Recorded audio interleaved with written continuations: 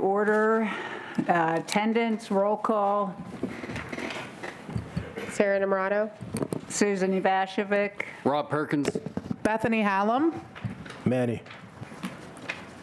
And Encore is here on behalf of Corey O'Connor, and Judge Bigley is here, and Barb Griffin advised us that she wasn't feeling well and would not be present today. Point of order, Judge. I just want to object to Encore as an illegal designee. Controller O'Connor is not here today, and that does not allow him to send a designee. The state statute that governs this board prohibits that. So I object to his Okay. presence. Thank you. Community corrections reports, passages to recovery.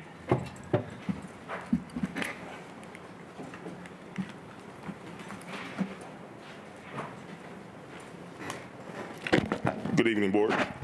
Greg Price, Director of Operations, PRICE. For the month of October, we have a current count of 36.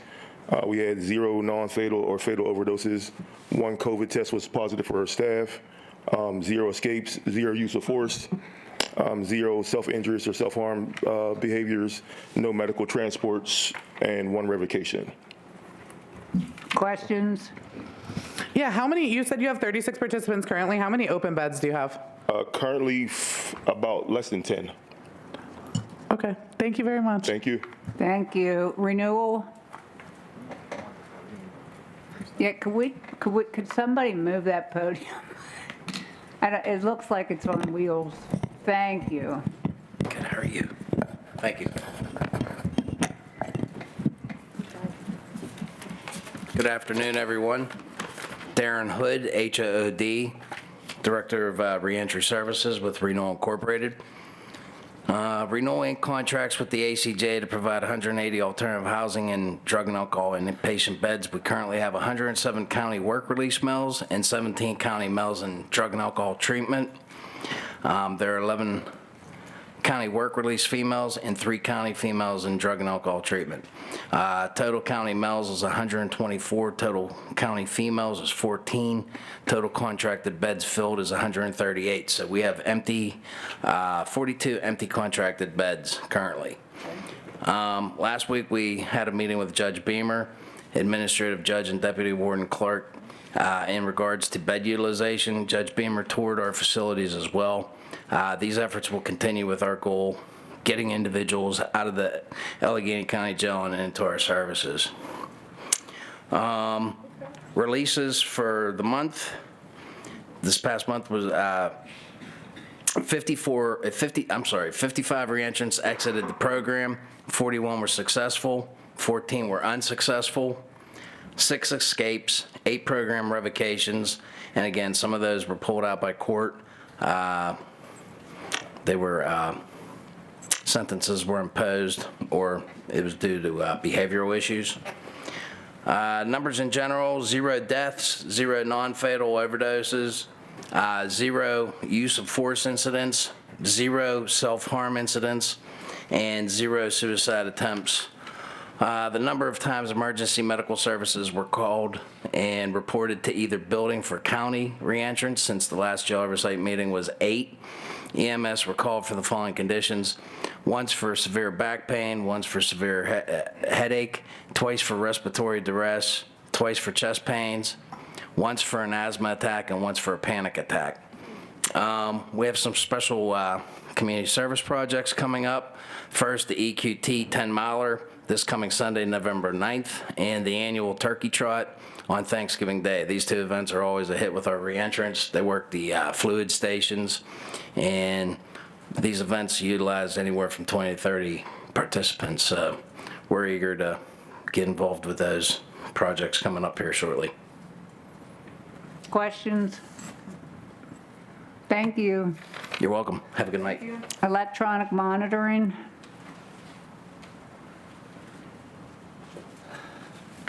Good evening, Board. Steve Eswine for the Probation Office. So for the end of this reporting period, we had 564 individuals on the bracelet. During this period, we only had 1 that was returned for violations. So, any questions? Thank you. Thank you. Okay, public comment on board actions. There are no board actions, so Review of the meeting minutes. Do I have a motion to approve the October 2, 25 meeting minutes? So moved. Second? Second. All in favor? Aye. Any opposed? Motion carries. Old business, updates from the Incarceree Welfare Committee. No. Oh, can I, No. on our policy? Oh. Yeah. Oh, my update is just that we are working on a policy for notification of both loved ones and attorneys for when an incarcerated person has a serious incident, going to the hospital or death or anything like that. Okay. Thank you. Employee welfare, no update. Health Services Advisory, I think Ms. Griffin has scheduled a time for board members to go down and have lunch at the jail with respect to the food services. And the subcommittee will be meeting with the medical staff, I think on November 18th, to check in quarterly and see how things are going. thank you. Lockdown and use of force, No update. thank you. Any new business? Warden's report. Good afternoon, Your Honor.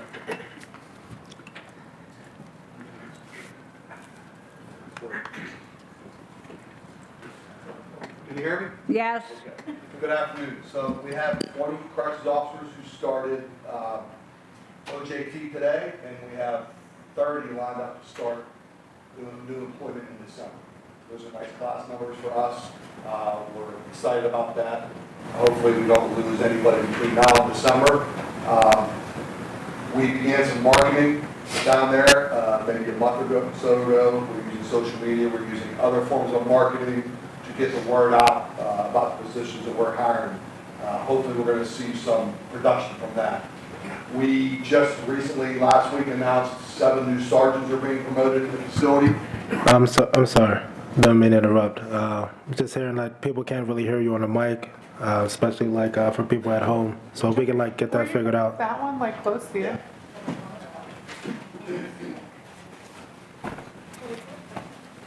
Is that better?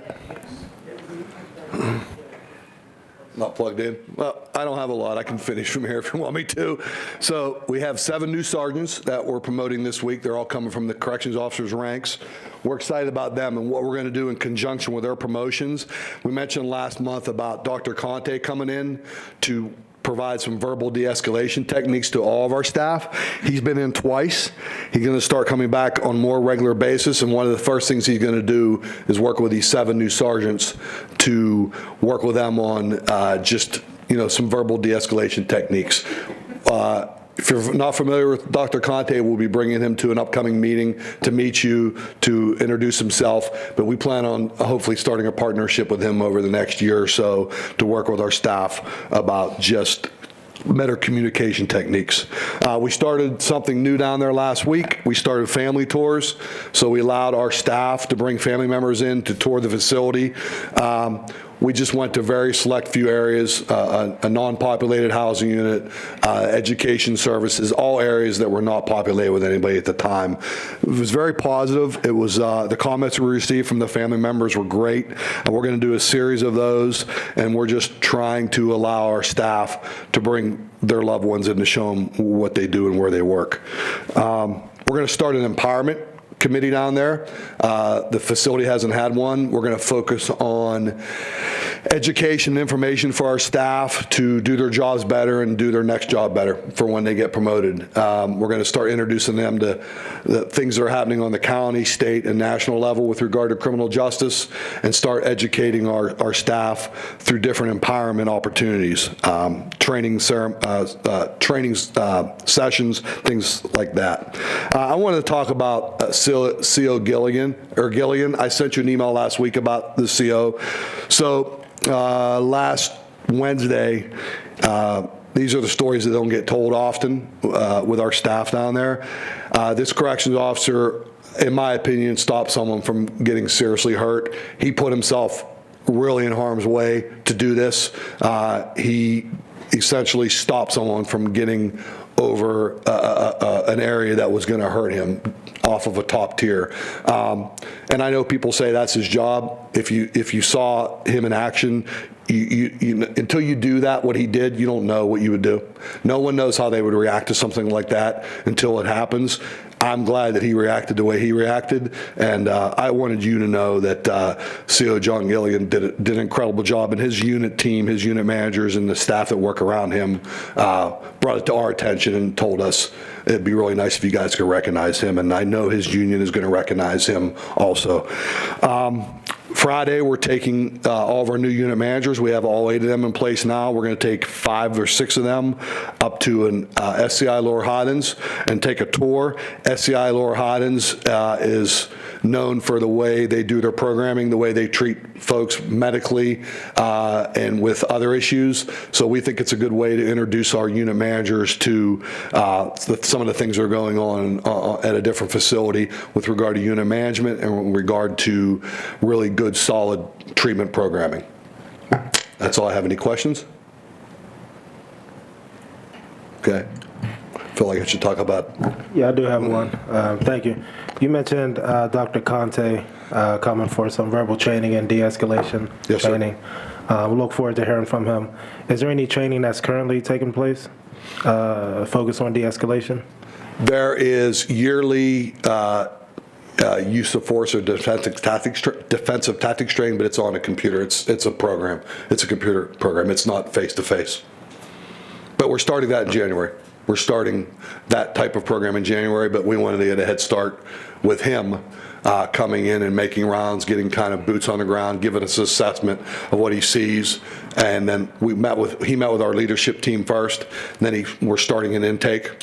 He went down there and he spent several hours talking to officers down there. He went to other areas in the facility. It's going to be a work in progress. It's going to be a lot of discussion. It's going to be him. He's been doing this for a long time. He's written a lot of publications on this. He comes credentialed, and we're looking forward to having him in there talking to all of us, from me and everyone else, about just essentially meeting people where they're at. Gotcha. Thank you. You're welcome. Anything else? Quick question. Thanks for the updates, Warden. Just a quick question. There were 2 public comments that were submitted to the board regarding some technical issues with the systems that pertain to releasing individuals. I think this was a problem that was experienced in October at some point. Could you speak to that? Deputy Clerk, maybe they'll speak to that. I'm not sure exactly this two situation. There was a Saturday in October where for a couple of hours our computer system was down, and that delayed releases by a few hours, but it was probably a 4 to 5 hour span that it was down, and then as soon as it came up, releases resumed. This is Debbie Scoville. She's Deputy Martin's off today, so she was going to give you a report from medical unless you had more questions for me. Okay, thank you.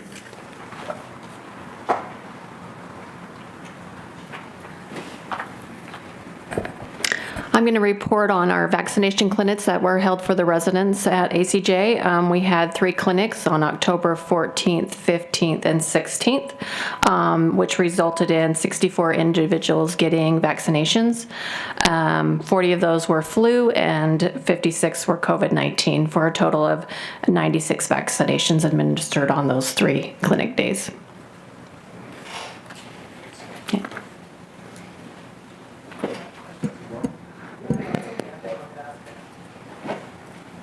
Sorry. Yes. Okay, if we're doing it like that. Yeah, I just have a couple questions for you. Yeah, please, I'm sorry, I wasn't quick enough. I'm not used, the warden set this, questions after each person precedent that I wasn't ready for, but I'm good now. Okay, my first question is about, I get a lot of calls about this, more than I would expect, and it seems to be a little different every time. Like, what is the actual process for when someone wants to drop off glasses for their loved one who's incarcerated? Yeah, so when we get a request, like a family calling in or sending a message through our electronic system, the medical staff is going to get in the electronic health record, and they're going to be looking for a flag in the chart that says visually impaired. If we're able to verify that, then we'll call them back and we'll make arrangements for them to drop off. If they don't have that flag already in the record, then we're going to schedule for our optometrist to meet with that patient and confirm that need. Okay, and how do they get that flag in their system to start with in their electronic health record? So it would be because they've already had a prior optometrist visit, whether in the community or, at ACJ in a prior visit. So you would have access to if they've ever seen an optometrist, even on the streets, not just in the jail? And if they're wearing, like they come in with glasses, we have that as well to record. But no, only if it's been in an electronic health record that we're able to view. So we do have access to some, but not all. Okay. And okay. I guess my next question is about the dental care offerings. So I know for a while it was kind of just like we pulled teeth and that's what we do. Can you maybe elaborate, is there more than that is offered? Yeah. And is it just a simple sick call request to see that provider? So the services we provide are cleanings, and cavities can be repaired if the tooth is restorable. If the tooth is not restorable, then it will be extracted. We also have dental x-rays that are available. But yeah, the process can be submitted through a sick call request, just like with any other service at ACJ. If they're wanting a dental visit, then they'd go through that sick call process. And how frequently can they receive cleanings? I believe it's annually. Yeah. Yeah. Adolescents, I think, are on a more frequent schedule, but adults are annual. Okay. And do they have to request that? Yes. Okay. And you don't have to have been in the jail for a year to be allowed to request it? Like, say, I've been here for a month, can I get my teeth cleaned? You can, yes, certainly they can submit a sick call request. And is there any kind of wait list on that? I know we get a lot of information about wait lists for other types of providers, but I don't really have much information about like dental. So I don't have how long that wait queue is with me, but we could find that out. Okay, thank you very much. And then last thing is about policies around like when people are accused of cheeking their meds. And so I've heard, different anecdotal evidence from incarcerated people about like they'll get, after a certain number of times, they'll get taken off that medication and not allowed to have that medication anymore, switch to a different medication. So I'm just wondering if you can speak to what that policy looks like for someone who's been accused of that. So I can't speak to all medicines, but I can speak to like medications for opioid use disorder, because that's frequently where diversion and concern would come up. Yeah. For those particular medications, if they've been found or are concerned about cheeking or passing meds, any of those type of concerning behaviors, first it would be reported. It would go into a misconduct hearing. We do require that they validate that the substance was an MOUD, like a medication for opioid use disorder, before it would go through that process. If that's confirmed, then it's going to go through the misconduct hearing process. If it's validated, it is considered a first offense. With the first offense, the provider is going to meet with them, go over the concerns, talk about, is this an appropriate medication for you, talk about the dosing and if it's sufficient or insufficient to make sure their needs are being met correctly, but they're not immediately taken off that medication. If it's a second offense, that's when they start having conversations about moving them to an injectable medication that is going to be less likely to be resulting in a diversion of any type. And then they would only ever be asked to go off a medication if there's a third offense, and especially if they're on an injectable and there's concern about them tampering with the injection site, that's when they'd be having conversations about tapering them off those medications. Okay, what about the like non-MOUD drugs? Like I know last time I was in jail, everybody was like snorting Welly B's, or Wellbutrin, and that was like the thing, but I don't think that would necessarily be considered a controlled substance, but it was definitely like a currency. And I'm just wondering, like, what about drugs like that are still maybe sought after, but aren't MOUD drugs? So I can't speak to that. That would go through their medical provider looking at the medication and if it's something that they should remain on. We don't have policy for medications that aren't controlled. Okay. All right, thank you so much, I appreciate it. Good afternoon. Just a follow-up to the warden's discussion in response to Manny's question about de-escalation. In addition to the efforts that he spoke about, we're also training all staff on CRIT, which is de-escalation. So all staff is currently going through that as well. For Foundation of Hope, activities coordination services through the Foundation of Hope arranged for Terry Minor Spencer to come in and speak with the population on behalf of West End Power and Colorful Background Expo. Terry consistently volunteers to come into the jail and speak with the incarcerated population. Her story is inspiring, and we always look forward to her next visit. Pittsburgh hosted the National Reentry Workforce Coalition Conference this year from October 22nd to the 24th. The jail had several staff attend from the reentry team. Casey Walsh, the jail's correctional support manager, attended PA VetCon conference from October 22nd to 24th. Allegheny County is the only jail in Pennsylvania with a veterans unit, and Ms. Walsh was selected to participate as a panelist to speak about the services offered to veterans in Allegheny County. The TAILS program had another successful adoption last week when Lola found her forever home. Lola has been at the jail since August 13th. Through the work and support of her handlers and several committed jail staff, she began to build confidence in herself and has developed a greater trust in humans. Today we receive Zeus, who's a mixed breed dog, who is currently acclimating to his new surroundings. Reentry programming is in full swing. All new reentry providers have begun providing services in the Reentry Center. We would like to acknowledge the efforts of Foundation of Hope, Maya, Awaken Pittsburgh, Reimagine Reentry, the Prison Society, Renewal, and RECA, who have all been providing programming to support incarcerated people in the jail. We're receiving positive feedback on these new classes from the incarcerated population as well. Despite many efforts this year, including the development of a language access policy, it was disappointing to hear at last month's Jail Oversight Board meeting that we're still falling short when it comes to language access services. On October 30th, a team from the jail met with representatives from Casa San Jose to hear their concerns on where improvements are needed.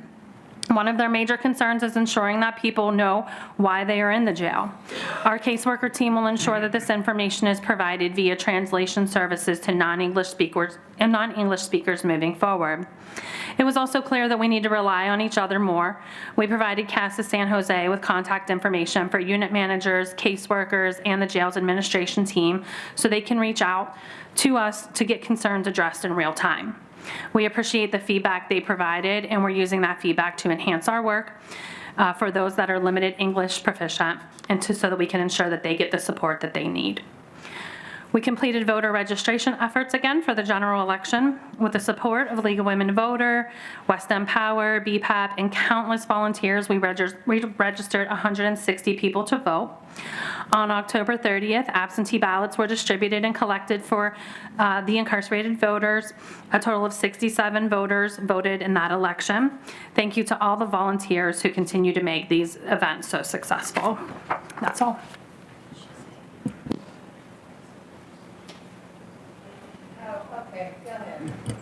Thanks, Deputy Warden Clark, and I appreciate the update on language access. You had mentioned just earlier about personnel conducting CRIT trainings. Is there a language component to some of that CRIT training? And if you could also speak on the frequency of those trainings? There's not a language component specific to the CRIT training, but there are language access services that we have in jail, and that information has been provided to all the staff. I mean, as far as training goes, it's as simple as dialing the phone number and entering a code or logging onto a website. So we don't have extensive training for that, but that information is out to the staff as well as included in our policy so that they know how to use those services. Thank you.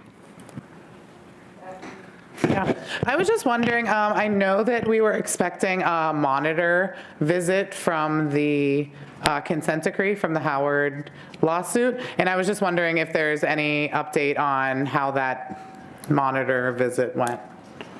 Did we receive a report or? Thank you. Sorry, I thought that was a you question. I'm sorry, Connie. Yeah, Dr. Lee visited us in October, earlier in the month. When she was here for that October visit, she spent her time answering our questions because we were finalizing our report to her and then her preparing for the next report to us. And then the majority of her time after the question answer was spent on the pods interviewing patients. She spent time on the mental health pod, in restricted housing, and on general population pods interviewing patients. And so did she issue her report or her recommendation or our compliance Yes, so status? She just issued a final draft to us actually today, this morning. Oh. And it was partial noncompliance for a couple of areas. And so overall, she gave us partial noncompliance. Okay, thank you very much. Yeah. Yeah, I just have a question about Gary Copeland, I believe his name is, the population manager. Of course, the jail's population is something that is still incredibly high and something that we're all concerned about. So is there any update on how that's been going? Yeah, so Gary's been continuing to work with different stakeholders in the courts and elsewhere, building some relationships, getting some information, and also working on some of the avenues that we have some control over, which is how quickly people transfer to other counties or state or to the state correctional facilities. He's having a lot of overall discussions, but also looking at individual cases and expediting releases if there's paperwork that needs to be completed. And some of those scenarios, he's saving someone a couple days in jail, which doesn't seem like maybe a lot, but it is if you're that person that's sitting in jail for a couple of days. And it also is, from a budget standpoint, obviously, and a staffing standpoint for the jail, significant. So he's going to continue working on those, as well as a few other initiatives. Thank you.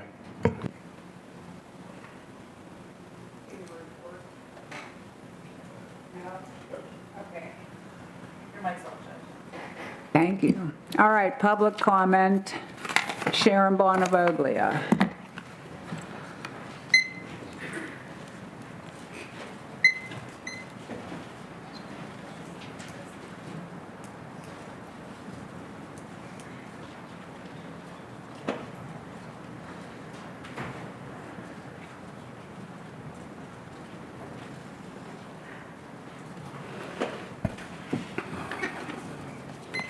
We at Penn are so very grateful for the dedication of Barbara Griffin to the nutritional needs of our neighbors inside the jail and are looking forward to joining her for a jail meal and conversation with kitchen staff later this month.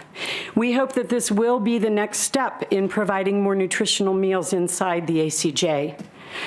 Neighbors look out for each other, and I know that should I be taken to a hospital while out of reach of my family, my neighbors would inform my husband and family members. Our neighbors inside the jail deserve no less. I'm so glad that the committee is working on it, and I want to encourage this work because family members listed on a jail resident's paperwork should know when they have had a medical emergency. And it is imperative to their attorneys to always know where they are being housed and why they are there, whether that's a new pod or a hospital. We strongly encourage the JOB and the administration to work diligently and quickly to remedy this problem. And now, if you are able, please rise for the reading of the names of the dead. Richard Lenhart, Robert Blake, Cody Still, Daniel Pastoric, John Brady, Martin Buchek, Robert Harper, Vinkley Harris, Justin Brady, Paul Allen, Roger Millspaw, Paul Spisak, Gerald Thomas, Jerry Lee Ross Jr., Victor Joseph Zelenek, Ronald Andrus, Anthony Tolada, William Spencer, James Washington, Damon Leroy Kays, Tim Menino, Douglas Bonomo, Zachary Som, Nicole Barufi, Richard Shuba II, Terrence Clowney, Tracy Hickey, and Justin McAuliffe. Thank you. Diana Hall.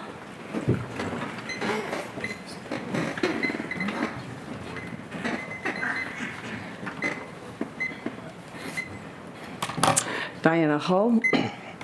When incarcerated individuals' health deteriorates to the point requiring hospitalization, it is critical to notify their family.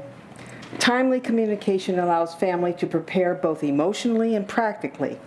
It helps them avoid the distress of learning about a medical emergency after the fact and enables them to offer support when it's needed. Families are often the primary advocates for a resident's medical care. They typically have the knowledge of the individual's health history, medications, and specific needs, information that may not be readily available to medical staff, especially if the resident is unable to communicate. For healthcare providers, lacking information can be a significant barrier to providing effective care. Furthermore, the presence of family provides emotional support during medical emergencies. These situations can be traumatic, and knowing that loved ones are informed and present often offers reassurance to both the patient and their families. Notifying families is not just an act of compassion. It's a matter of respect, transparency, and ethical responsibility. When a resident's medical needs exceed the capabilities of the correctional facility and they are transferred to a hospital, that moment should trigger immediate outreach to their family.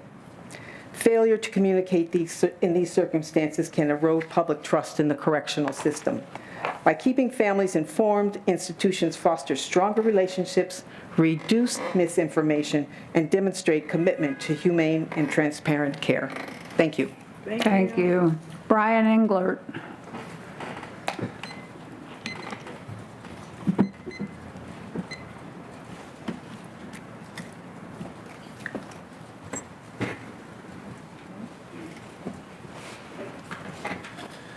Brian Engler, president of the union at the jail. I just wanted to come and give a quick update on what the officers are up to and what we're doing and dealing with.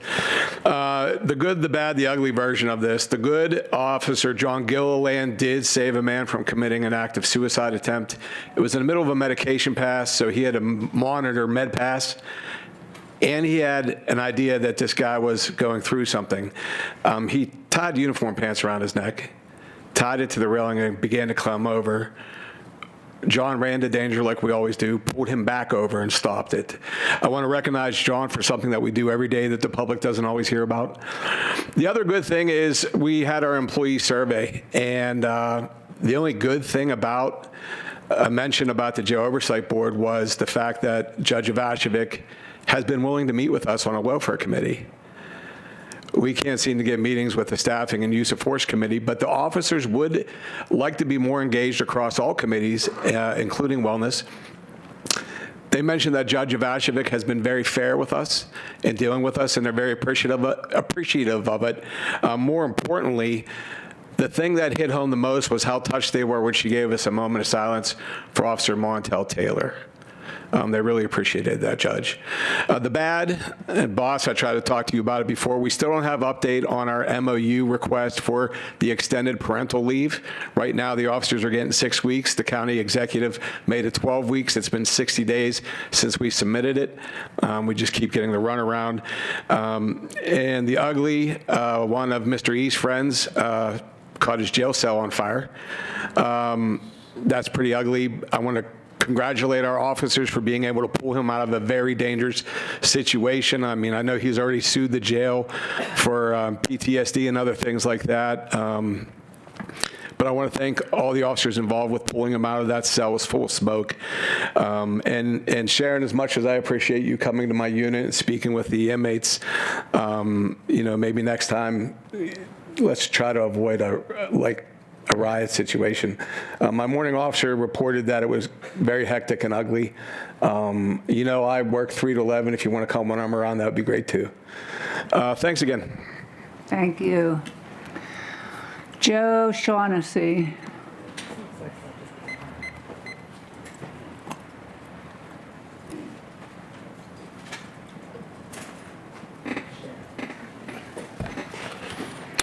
Dear Jail Oversight Board, please release the incarcerated individuals welfare fund to the individuals.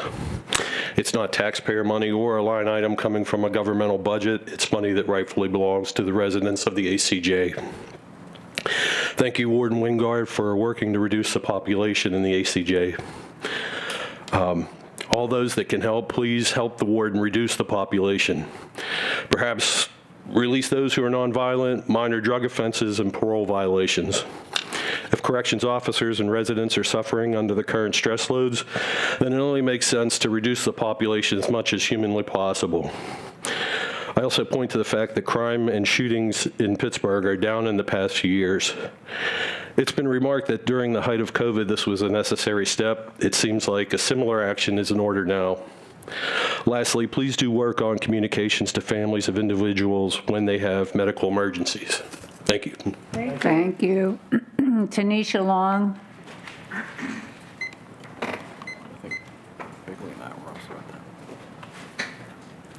You were at what?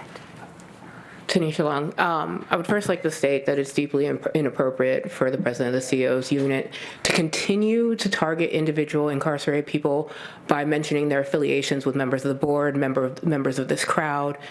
It's petty. He needs to grow up. It's not appropriate. It's not appropriate to attack volunteers of the Prison Society, and it's sad that I even have to come up here and waste time in my public comment to address it, because it needs to be addressed when it's happening in the moment. Grow up. We are here because we all care about incarcerated people. We are here because we care about the people in the jail, including the people who work there, including the people like the nurses and the staff. And what I came here to address today is, one of the things we talked about that was mentioned was the monitor's report and the partial noncompliance. One of the things I get the most messages about are people who want to be able to talk to therapists, people who want to be able to receive their medication, but feel like they can't. One of the things that was identified was a lack of privacy that erodes trust. When we're, congratulating the CO for saving someone's life because they were going to take their life, I don't think we're considering the fact that what drove that person there. What made them feel like they didn't have anyone to talk to in the jail? And a lot of that can be brought down to a lack of privacy. Like even in the visiting rooms, like when you're, visiting your loved one, you can hear everybody else's conversation. And we're not even owed that same level of privacy, but it's the same in the attorney's rooms as well. And the jail, I understand, doesn't necessarily have the infrastructure right now to ensure that privacy, but that doesn't mean we can violate it. We have to figure out a way to do this better. People have reported that they're unable to complete their therapy sessions because the only thing they're being given is a little divider with a noise machine, and they feel they can be heard. They feel that they don't know who's behind that screen and that there's not enough privacy there. Lawyers are still reporting that they cannot meet with their clients privately, and that they feel that some of the people they are defending are unable to have conversations with them and fully tell them what is going on because they feel that people in the room are snitches or whatever is going on in there. This is the type of stuff we have to address immediately. Like, we don't really have time to figure it out because, as you've seen, people's lives are on the line if they're not able to get the type of care that they need. Thank you. John Kostanowitz. Is that true? No privacy? Throwing a lifeline to our jail officers and their families. Some of our officers at our jail work 75 to 80 hours in 5 days. They start work at 7 a.m., leave work at 11 p.m., drive home, get a few hours sleep, and drive back to work to start work again at 7. Our officers are not allowed to have personal cell phones at our jail and have no real way to effectively communicate with their families during this 5-day tortuous work schedule. In our 2025 Correctional Officer Survey, officers talk about this extreme hardship, and I quote, "I can't speak with my family for 16 hours a day. I get home and they are asleep, so I don't see my kids till my day off. but I'm so exhausted mentally and physically that I can't enjoy the time I have with them. Officers would like to be thrown a lifeline, an opportunity to have a connection with their families during their half-hour break at work. Our officers are asking for an officer family room to be created, in which the room will have terminals in which our officers can communicate with their families. A 15-minute contact with family will make a world of difference in the officers' lives and their families' lives. Considering all the needed projects created for our residents, both at the jail and in reentry, isn't it time to start considering more our officers' needs and do something about it? This intervention will, in an indirect way, significantly benefit our residents. Thank you. Thank you. Okay. Do I have a motion to adjourn? Motion. So moved. Second. All in favor? Aye. Any opposed? The meeting is adjourned.